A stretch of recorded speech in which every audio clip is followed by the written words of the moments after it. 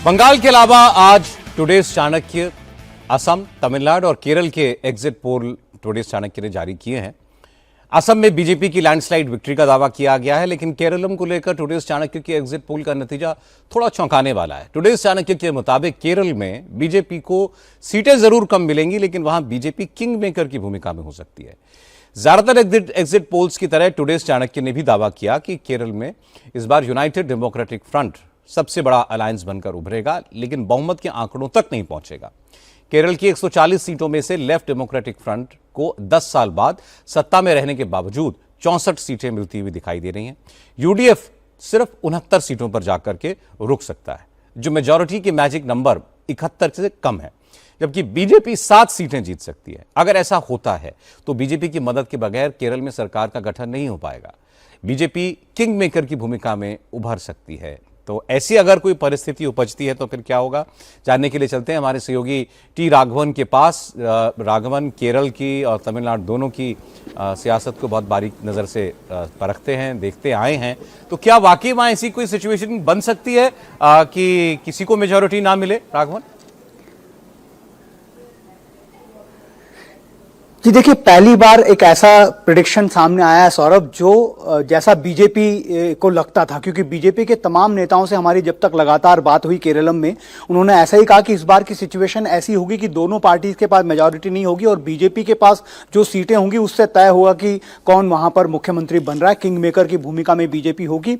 हालांकि ये जो लगातार कहा जा रहा है, वहां पर एक नेक टू नेक फाइट है, नेक एंड नेक फाइट है, इसमें कोई दो राय नहीं है। वहां पर एक एक सीट की लड़ाई है, क्योंकि लगातार इस बात को हम कह रहे हैं कि वहां पर जो एंटी इनकम्बेंसी है वो सिर्फ एक सीएम के चेहरे को लेकर है, सरकार को लेकर नहीं है। इसीलिए वहां पर, और दूसरी तरफ यूडीएफ में अगर कांग्रेस की बात कर ले तो अभी से ही जब एग्जिट पोल के नतीजे आ गए सौरभ, तब से ही वहां पर कौन मुख्यमंत्री बनेगा इस बात को लेकर चर्चाएं बहुत ज्यादा जोर पकड़ने लगी है। हमें यह भी बताया गया कि केसी वेणुगोपाल भी पूरी कोशिश कर रहे हैं कि किसी तरह से वो सीएम की कुर्सी हासिल कर लें, लेकिन आपने जैसा आपको मालूम है वीडी सतीशन ने वहां पर सबसे ज्यादा प्रभावी तरीके से काम किया। रमेश चंद्रला भी वहां पर रेस में है, शशि थरूर भी आउटसाइड चांस की जो है बात जो रहे हैं। ऐसे में अगर ये जो आज का टुडेज चाणक्य का एग्जिट पोल है, ये नंबर्स अगर सामने आते तो बीजेपी के लिए एक बहुत ही सुनहरा मौका होगा, ऐसा कह सकते हैं, क्योंकि बीजेपी चाहती है कि दोनों पार्टियां एकजुट हो जाए, जिसे इंडिया ब्लॉक कहा जाता है। हालांकि ज्यादातर एग्जिट पोल्स ने केरल में भी यूडीएफ की सरकार बनने का ही दावा किया है।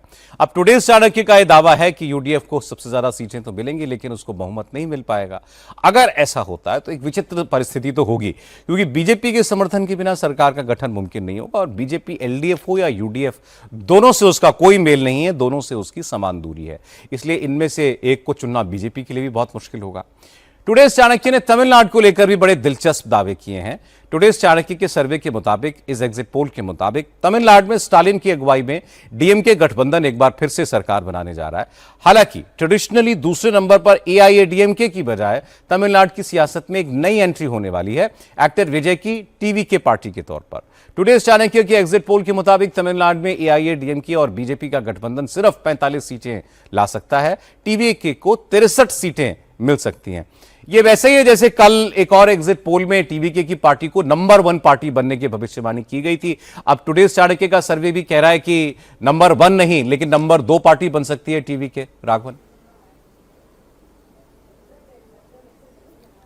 जी देखिए, ये जमीन पर देखा भी सौरभ, हम लगातार चर्चा कर रहे हैं कि विजय पहली बार पॉलिटिकल डेब्यू कर रहे हैं, उसके बावजूद भी जो लहर उनके नाम पर थी, जो माहौल उन्होंने बनाया था, वो वाकई में मतदान के दिन पर भी हमने काम होते हुए उसका देखा। सबसे बड़ी बात यह है कि जैसा सारा प्रेडिक्शन आ रहा है उसमें बताया जा रहा है कि महिला वोटर्स को उन्होंने सबसे ज्यादा अपने पाले में किया, और ये कोर वोट बैंक है एआईडीएमके का। जब तक जयललिता जिंदा थी, एक वोट भी इधर से उधर महिलाओं का दूसरी पार्टियों को नहीं जाता था, और ये बहुत बड़ा स्ट्रेंथ एआईडीएमके का। अगर उस स्ट्रेंथ से एआईडीएमके खिसकती है तो बहुत बड़ा डेंट जो है वो एआईडीएमके को लगता हुआ दिख रहा है। और ये सारे वोट अगर विजय अपनी तरफ ले जाते हैं, प्लस वो युवाओं के वोट भी लेकर जा रहे हैं, ऐसा लगातार दावा किया जा रहा है, और हमने जमीन पर भी वो चीज होते हुए देखी। तो ऐसे में ये हो सकता है कि टीवीके जो है वहां पर नंबर 2 पार्टी बन जाए। एआईडीएमके और बीजेपी का जो एनडीए गठबंधन है उसको बड़ा झटका वहां पर लगता हुआ दिख रहा है। राघवन, बहुत शुक्रिया आपका।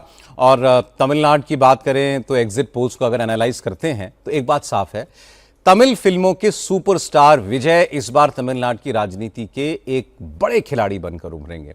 एक एग्जिट पोल ने दावा किया कि विजय की पार्टी टीवीके को डीएमके अलायंस से भी ज्यादा सीटें मिलेंगी। टीवीके तमिलनाडु में सबसे बड़ी पार्टी होगी। टुडेज चाणक्य कह रहा है कि टीवीके दूसरे नंबर की पार्टी बन जाएगी। विजय की पार्टी को एआईएडीएमके से दुगनी से ज्यादा सीटें मिल सकती हैं। मतलब इतना तो तय है कि तमिलनाडु की राजनीति में इस बार विजय एक बड़ा उलटफेर करने वाले हैं।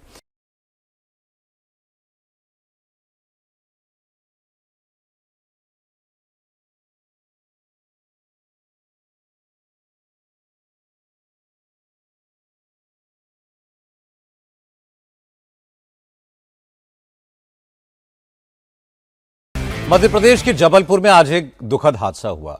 टूरिस्ट से भरा एक क्रूज बरगी डैम में डूब गया। इस हादसे में अब तक 6 टूरिस्ट की मौत की पुष्टि हो चुकी है। 15 लोगों को रेस्क्यू कर लिया गया है, लेकिन 15 से 20 लोग अभी भी लापता हैं। बरगी डैम जबलपुर का एक बड़ा टूरिस्ट प्लेस है। बड़ी तादाद में पर्यटक यहां पर क्रूज का मजा लेने के लिए आते हैं। आज भी 40 से ज्यादा लोगों को लेकर क्रूज इस डैम में निकला था। उस वक्त तो मौसम साफ था, लेकिन अचानक मौसम खराब हुआ। तूफान के साथ बारिश शुरू हो गई। तूफानी हवाओं की वजह से ये क्रूज असंतुलित होकर पलट गया और इसमें सवार 40 पर्यटक भी पानी में डूबने लगे। हादसे की खबर मिलते ही पुलिस और एसडीआरएफ की टीमें मौके पर पहुंची। रेस्क्यू ऑपरेशन हुआ, लेकिन 6 लोगों को नहीं बचाया जा सका।